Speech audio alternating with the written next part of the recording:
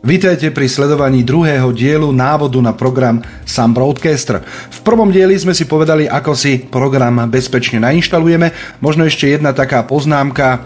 Pri prvej inštalácii sa program pýta, či má nainštalovať aj demo súbory. Ak chcete, dajte áno, ak nie, vypnite tieto polička a nainštalujete si čistý, prázdny Sun Broadcaster, je to na vás. Všetko sa dá vymazať. Poďme si popísať jednotlivé polia alebo jednotlivé boxy a to prostredie, v ktorom program pracuje. Položka file alebo horné menu určite poznáte z každého programu takmer vo Windows. Config je okno, kde nastavujete všetky detaily ohľadom programu, premiešanie, zvuk, pesničky na želanie, export na vašu web stránku. Dostaneme sa k tomu neskôr, budeme tomu venovať jeden celý diel, pretože je to veľmi obsiahla téma. Uloženie nastavenia, vidíte, že po stlačení sa v podstate nič nedeje. Hide vám skrie celý program, pretože Sun Broadcaster, keď chcete vypnúť a stlačíte krížik tu hore v pravom hornom rohu, tak sa program nevypne, ale skôr sa skrie len dole pri hodinky. Vypnúť program môžete vybraním funkcie Exit. Player. Myslím, že tieto funkcie sú každému známe a sú tu hneď aj rýchle skratky F1, F2, F3, F4. Ak chcete premiešať skladbu, a to si dobre teraz zapamätajte, a stlačíte F4, tak vám skladbu, ktorá hrá, hneď vypne a sekne a prejde na skladbu nasledujúcu. Inak povedané, ak hrá deck A a vy stlačíte F4, začne hrať deck B, ale s takým by som povedal orezaním skladby. Ak chcete pesničky medzi sebou pekne premiešavať, tak si zapamätajte túto funkciu Shift F4 a pesničku vám pekne ukončí a do nej namieša pesničku novú. Veľmi dôležitá funkcia Shift F4. DJ Mode je to výber, ako bude program pracovať. Automatický DJ, myslím, netreba k tomu nič hovoriť, bude hrať automaticky, vyberať si skladby, premiešavať a tak ďalej. Hraj len Q. Tento box, hovoríme mu Q-box, je vlastne ako keby poradovník skladieb, dostaneme sa k nemu, ale ak v DJ móde vyberiete hraj Q, bude hrať len pesničky, ktoré mu vy vyberiete v tomto Q-boxe. Manuál DJ je, myslím, tiež jednoduchá funkcia, budete hrať vy, ručne, žiadna automatika. Auto recovery znamená, že pri vyskytnutí sa chyby, napríklad budete mať chybnú MP3, stane sa, že vám sa preruší internetové spojenie na chvíľu, jednoducho povedané, program bude automaticky opravovať drobné chyby.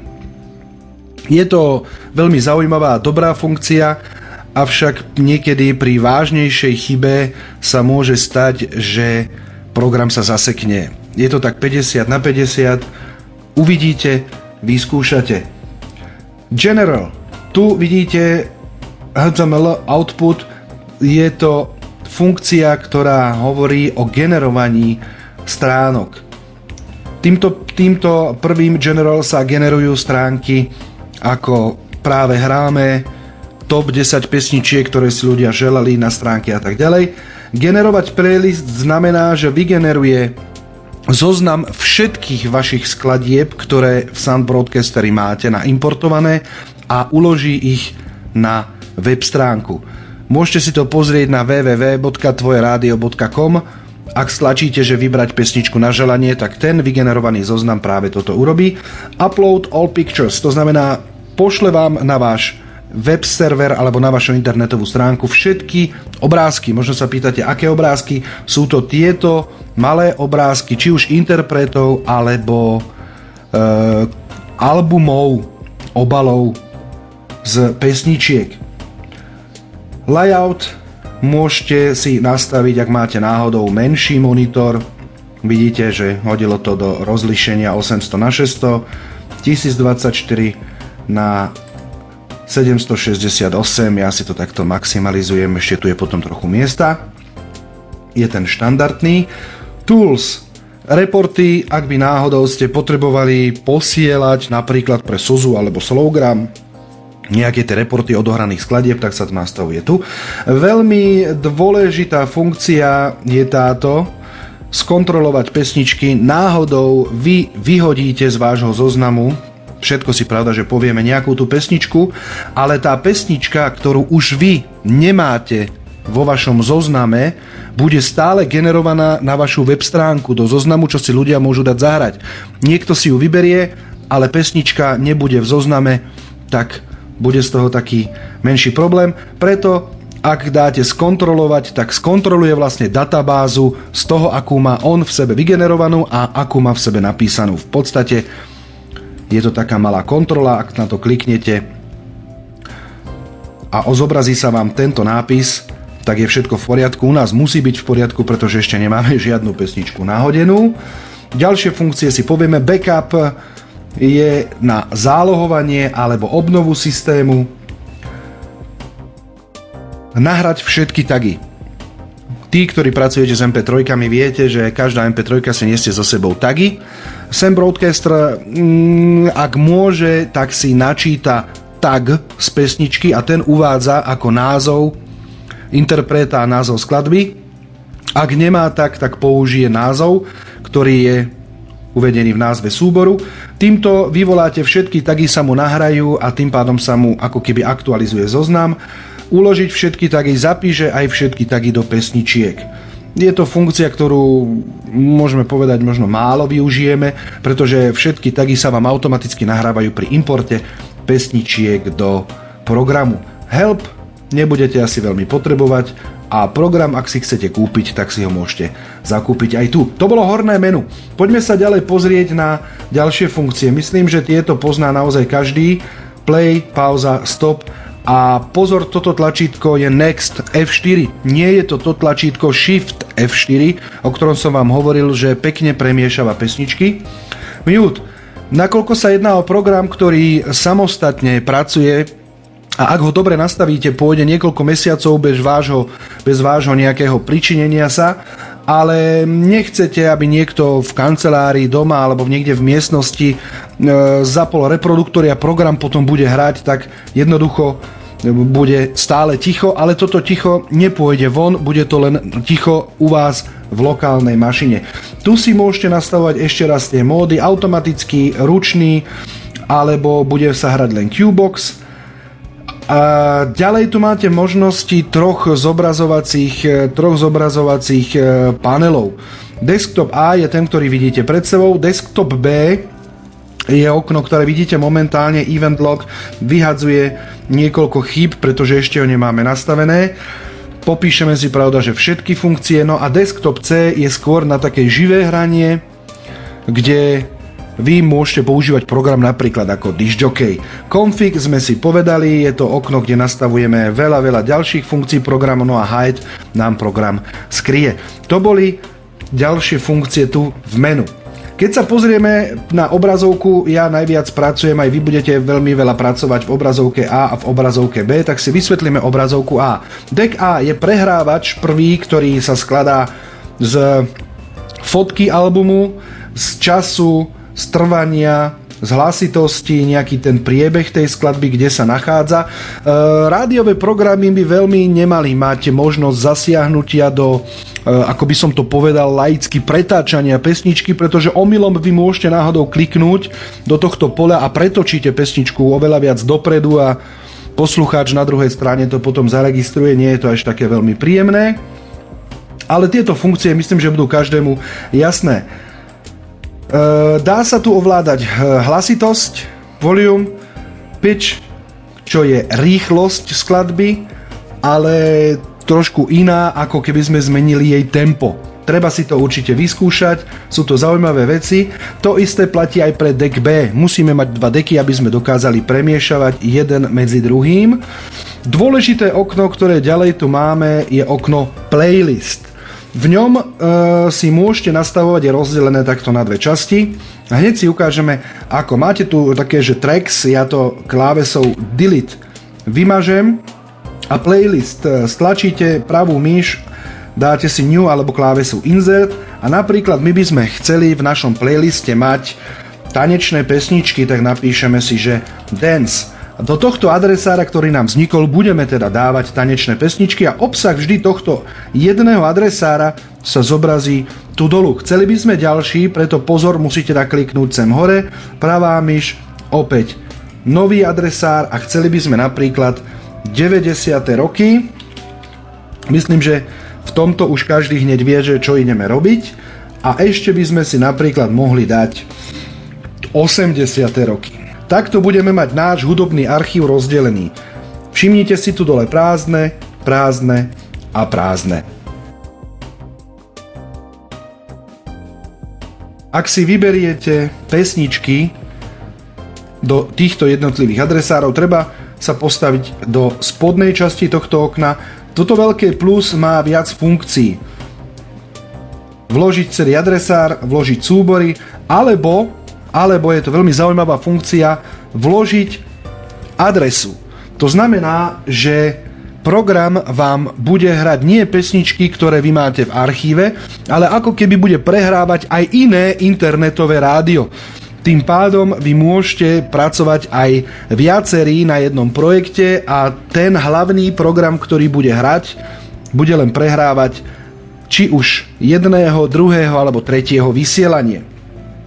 Vložiť playlist je klasické vloženie M3U, poznáte PLS a tak ďalej týchto funkcií alebo textového súboru s napísanými pesničkami, tým pádom ale budete musieť pracovať s externým programom. Ja si tu dám vložiť directory celé a ideme listovať. Môj archív je na disku D, pesničky, nakoľko sa ideme baviť o tanečných pesničkách, tak vyhľadáme pesničky tanečné, dáme OK a program skladby importuje. Automaticky za vás podľa vašich tagov, ktoré máte v MP3, teda odporúčam mať tie tagy v poriadku, vypisuje v databáze, ktorú sme nainštalovali pri inštalácii programu, za vás všetky tieto hodnoty. Názov interpreta, názov skladby a už nám to tu vybehlo. Nakoľko ja dávam veľký dôraz na tagy, tak si všimnite, že moje tagy sú napísané vždy veľkými písmenami. Do budúcna si povieme aj prečo to tak je. A vyhadzujem odtiaľ nepotrebné informácie. Skladbu si môžete editovať s tlačením pravej myšky a Song Info, skrátka je tam Alt 3, Song Info a tu vidíte, že vám vypísalo všetky rôzne funkcie, napríklad aj tu nám máme nejakú nepeknú informáciu, ktorá by tu vôbec nemusela byť. Vymažeme a ak by sme to chceli zapísať aj do tagu, máme tu funkciu Save Tag, uložíme a skladba tam je. Artist vypísaný, názov tiež, rok, môžete vypísať, pravda, že aj ďalšie rôzne informácie ohľadom tejto skladby. Tu si môžete vložiť akýkoľvek obrázok. Dá sa ho nájsť aj na Amazon, ale v prvom rade si musíme nastaviť, v prvom rade vidíte, že to nefunguje, musíme si nastaviť adresár, kam sa nám budú ukladať tieto všetky obrázky. Dôležité váhadlo, ktoré tu máme, nám hovorí o atraktívnosti skladby. Vidíte, 100 powerhead je ako naozaj veľmi časté hranie, až po žiadna rotácia pesnička nebude braná do úvahy, ak nastavíte v playliste. Necháme to nejak približne asi tu. Ďalšie okno, obrázok, môžete si tu písať aj slová, potom môžete si do pesničky spievať, ale to si robte radšej pre seba. Nejaký ten komentár k tej skladbe, detaily, ktoré si môžete vyplňovať. Ohľadom reportov, hovoril som vám, ak by ste náhodou potrebovali pre Sozu alebo Slowgram nejaký ten report, tak tu sa vypisujú, toto je veľmi dôležité, ISRC kód a tak ďalej, katalógové číslo, všetko je treba. Nastavenie skladby, ak náhodou by ste si chceli nastaviť jej presný štart, jej koniec, intro znamená pesnička začne hrať na začiatku, ale spev začne až o nejakých 20 sekúnd. Tak týmto určite, kedy vlastne začína spev. Outro, tiež si môžete nastaviť nejakú tú ďalšiu funkciu, možno kedy sa spev končí. Fade na začiatku, fade na konci, teda kedy skladba bude začínať, kedy sa bude prelínať s ďalšou skladbou. Tu sú rôzne, napríklad Gap Killer je vec, ktorá vám sleduje začiatok a koniec skladby. Určite sa vám stalo, že skladba hrala a potom boli 2 sekundy ticha a začala hrať skladba ďalšia. Nastavíme si tento Gap Killer na jeden štandard, ktorý vy potom nemusíte vôbec nejako nastavovať. Gain skladby, ak by náhodou bola slabšie alebo silnejšie nahratá, dá sa tu na všetko ovplyvniť, ale nie je to treba, pretože my využijeme na to hudobné, alebo by som povedal také sound procesory, ktoré vám automaticky toto všetko nastavia. Ak by ste chceli nastaviť ešte nejaký ten beat, ako teda rýchlosť, koľko beat per minute, teda akú rýchlosť má táto skladba, tak si to môžete nastaviť tu, ale tiež sú to také v podstate zbytočné veci, alebo môžete nastaviť u každej skladby aj jej prelínanie. Toto je skladba, ktorá sa končí a toto je skladba, ktorá sa začína. Opäť ja poviem tak, zbláznili by ste sa, keby ste pre 5000 skladieb museli toto nastavovať ručne pre každú jednu. My si to ukážeme, ako to nastavíme centrálne a bude s tým pokoj. Kedykoľvek, ktorúkoľvek skladbu môžete nakliknúť pravou myšou a vybrať si jej popis alebo jej informácie. Všimnite si, každá skladba ich má svoje. Momentálne, nakoľko sme skladby importli, tak majú všetky štandardné funkcie. Poďme si ešte nahodiť roky 90. Directory, 90. roky máme tu, OK. Chvíľu treba počkať, počítať si skladby. Naimportuje. Nahodíme roky 80. A náš relatívne malý archív bude hotový a môžeme začať v podstate aj hrať. Tak. Vidíte, archív Dance sú skladby z adresára Dance. 90. roky sú skladby z rokov 90. 80. roky vložíme celý adresár, 80. roky OK. Môžete, pravda, že pridávať aj skladbu po skladbe, je to len a len na vás.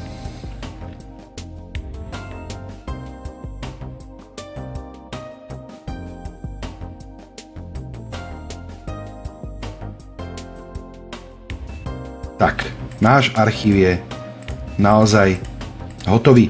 Skladba sa dá, pravda, že vyhodiť spôsobom, že ju vyčleníte, vymažete, alebo ju doslova a do písmena vymažete nielen z databázy, ale ju vymažete aj z disku.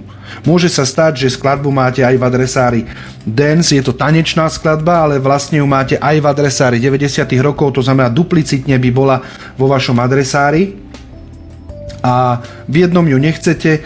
Ak ju vymažete len tlačítkom alebo klávesou alebo funkciou delete, vymaže sa len z databázy. Tu je možnosť skladby vymazať zo všetkých databáz, teda ak ju budete mať ešte niekde inde, alebo ju fyzicky vymazať až z pevného disku.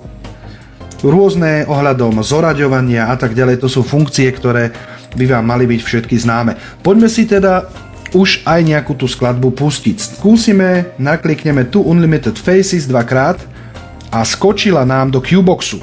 Qbox je v podstate zoznam skladieb, ktoré čakajú, že budú odohraté.